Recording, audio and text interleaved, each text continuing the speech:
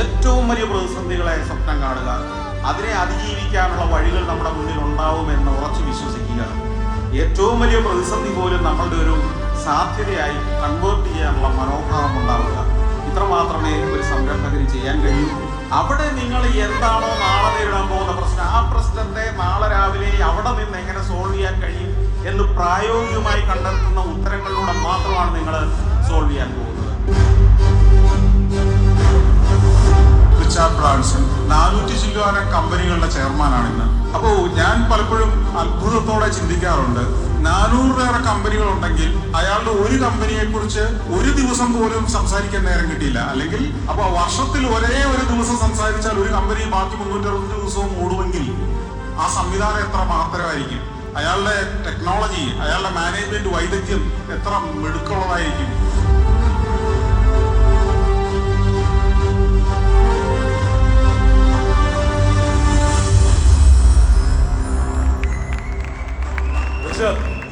അദ്ദേഹത്തെ വേദിയിലോട്ട് സ്വാഗതം ചെയ്തു. പറയട്ടെ, നമ്മുടെ 90s കിഡ്സിന്റെ ലേബറിന്റെ തൊട്ടാണ് ഇതിന്റെ ഏറ്റവും വലിയ കാര്യം.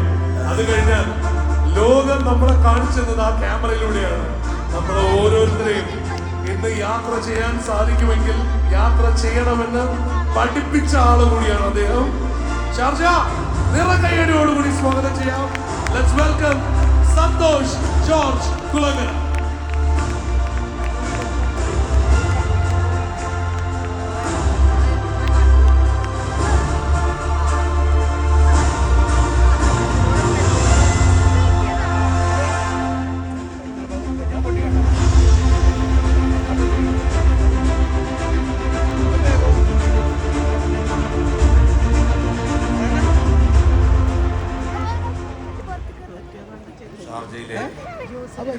സുഹൃത്തുക്കളെ,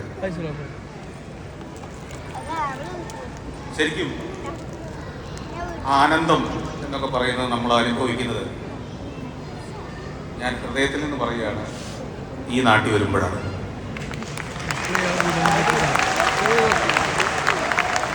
യഥാർത്ഥ സ്നേഹം എന്ന് പറയുന്നത് ഞാൻ അനുഭവിക്കുന്നത് ഈ നാട്ടിലൂടെ സഞ്ചരിക്കുമ്പോഴാണ്. സാഹോദര്യം എന്ന് പറയുന്നതിനെ ഞാൻ തൊട്ടറിയുന്നത് നിങ്ങളുടെയൊക്കെ കൂടെ ഇവിടെ ചില ദിവസങ്ങൾ ചെലവഴിക്കുമ്പോഴാണ്. ഇത് ഞാൻ നിങ്ങളെ സൂചിപ്പിക്കാൻ പറഞ്ഞതല്ല, ഞാൻ എൻ്റെ സഞ്ചാരത്തിലൂടെ, എൻ്റെ സഞ്ചാരിയുടെ ഡയർ ഗ്രൂപ്പിലൂടെ ഒക്കെ ഞാൻ പറയാറുള്ളൊരു കാര്യമാണ്. ഈ നാട്ടിലേക്ക് വരുമ്പോൾ, പ്രത്യേകിച്ച് ദുബായിലേക്ക്, ഇവിടേക്ക് വരുമ്പോൾ സ്നേഹം കൊണ്ട് പൊതിയുന്ന മനുഷ്യരുടെ നടുക്കാണ് ഞാൻ നിൽക്കുന്നത്. അതിന് ഞാൻ ആദ്യം തന്നെ നിങ്ങൾക്കെല്ലാം നന്ദി പറയുന്നു. Thank you very much. പിന്നെ ദിൽഷാദ് ഒരു ഗംഭീര സ്വപ്നമാണ് എന്ന് മുമ്പോട്ട് വയ്ക്കുന്നത്. അതിഗംഭീരമായ സ്വപ്നം. അമ്മമാർക്കും ഭാര്യമാർക്കും വേണ്ടിയുള്ള ഒരാപ്പ്. പക്ഷെ ശരിക്കും ഇത് പുരുഷന്മാർക്കിട്ടുള്ള ഒരാപ്പാണെന്ന് നിങ്ങൾ മനസ്സിലാക്കിയിട്ടുണ്ട്. വളരെ കൃത്യമായി റീൽസ് ഒക്കെ ഉണ്ടാക്കി ഭാര്യയെ ചേർന്ന് നടത്തുന്ന പരിപാടി ഇനി കഥ മാറും, ഇനി കിട്ടില്ല. അപ്പൊ ഇവിടെ ഇരുന്നപ്പോ എനിക്കൊരു ഐഡിയ തോന്നി. തിരിച്ചെന്ന ഉടനെ തന്നെ ഞാൻ ഡാഡ്സ് ആൻഡ് ഹസ്ബൻഡ്സ് എന്ന് പറഞ്ഞൊരു ആപ്പ് തുടങ്ങി. ആ ദുഃഖഭരിതമായ മുഖവുമായിട്ടിരിക്കുന്ന പുരുഷന്മാർക്കെല്ലാം വേണ്ടിയിട്ടാണ് ഞാനിത് പറയുന്നത്. നമുക്കും വേണ്ടേ ഒരു ജീവിതം. ഏതായാലും അതിഗംഭീരമായൊരാശയമാണ്. എത്രയോ ലക്ഷം വനിതകൾ അവരുടെ യഥാർത്ഥ കഴിവെന്ത് എന്ന് തിരിച്ചറിയുക പോലും ചെയ്യാതെ ഭർത്താക്കന്മാർക്ക് എല്ലാ സൗകര്യവും, അല്ലെ കുടുംബത്തിൻ്റെ എല്ലാ സൗകര്യവും ഉണ്ടാകാൻ വേണ്ടി ജീവിതം ത്യാഗനിർഭരമായി നയിച്ചുകൊണ്ടിരിക്കുന്നു.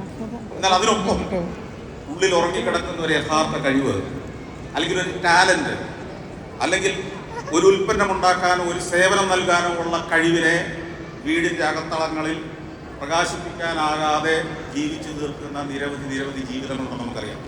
തീർച്ചയായും അവർക്ക് ഈ ലോകത്തിൻ്റെ മാർക്കറ്റിലേക്ക്, അല്ലെ ലോകത്തിൻ്റെ സാധ്യതകളിലേക്ക് വാതിൽ തുറക്കുന്ന അതിഗംഭീരമായ ഒരാശയമാണ് മോംസ് ആൻഡ് വൈഫ്സ് എന്ന കാര്യത്തിൽ യാതൊരു സംശയമില്ല. അത് അത്ഭുതങ്ങൾ മുന്നിൽ തുറന്നു. ശരിക്കും ഇത്തരത്തിലുള്ള സാധ്യതകൾ നമ്മുടെ കേരളത്തിൽ സംരംഭങ്ങൾ ആരംഭിക്കാൻ വലിയ പ്രശ്നങ്ങളാണ് എന്ന് നമ്മൾ പലപ്പോഴും പറയാറുണ്ട്.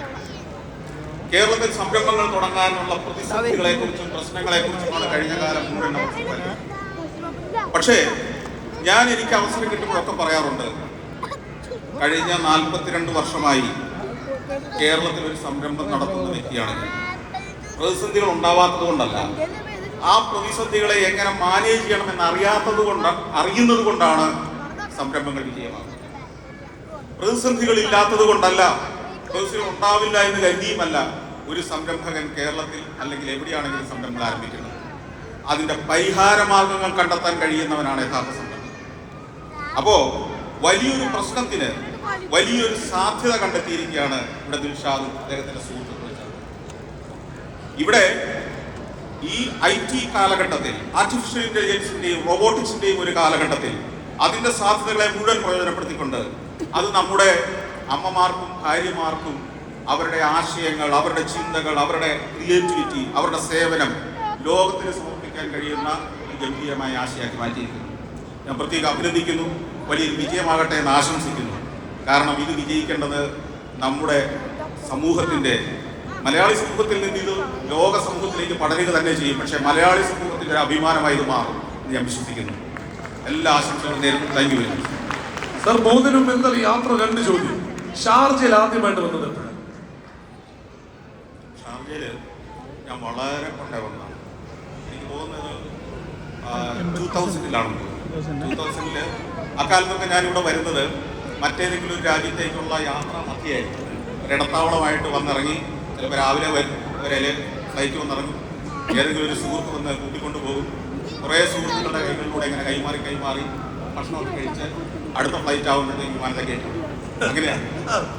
ഇവിടെ UAE-യിൽ കണ്ടിട്ടുള്ളതിൽ ഏറ്റവും ഇഷ്ടമുള്ള കാഴ്ച? UAE-യിൽ ഒട്ടുമിക്കാലും കാഴ്ചകൾ എനിക്കിഷ്ടമാണെങ്കിലും എന്നെ ഏറ്റവും ആകർഷിക്കുന്നത്, ഞാൻ എപ്പോഴും പറയുന്ന ഒരു കാര്യം, ഇവിടുത്തെ ഒരു അടുപ്പിച്ചിട്ട വൃത്തി. ഈ വൃത്തി കേരളത്തിലേക്ക് വന്നു കഴിയുമ്പോൾ നമുക്ക് ഇതെങ്ങനെയാണ് മനസ്സിലാക്കേണ്ടതെന്ന് അറിയുന്നതായി പോകുന്നത്. അതാണ് ഒരു കുഴപ്പം. നമ്മളൊക്കെ തന്നെയാണ് ഇവിടെ ജീവിക്കുന്നത്, അവിടെ ജീവിക്കുന്നത്. ഇനി എന്താണ് കുഴപ്പം? എനിക്ക് മനസ്സിലാകുന്നില്ല. എന്തോ അങ്ങനെയാണ്. തീർച്ചയായും നമുക്ക് അദ്ദേഹത്തിനോട് സംസാരിച്ചിരിക്കാനാണെങ്കിൽ ഒരു ദിവസം മുഴുവൻ സംസാരിച്ചിരിക്കാം. അതേ രീതിയിൽ അദ്ദേഹത്തിന് ഉത്തരം തരികയും ചെയ്യാം. അതുകൊണ്ടാണ് നമുക്ക് ഇപ്പൊ തൽക്കാലത്തേക്ക് ഞാൻ പറഞ്ഞില്ല, ഒരു അർത്ഥവിരാമം ഇട്ട് നിർത്തുകയാണ്. വീണ്ടും തിരിച്ചു വിളിക്കും. വരണം സർ. സന്തോഷ് ജോർജ് കുളങ്ങര ഇഷ്ടമുള്ളവരെല്ലാരും ചേർന്നൊരു ഉഗ്രൻ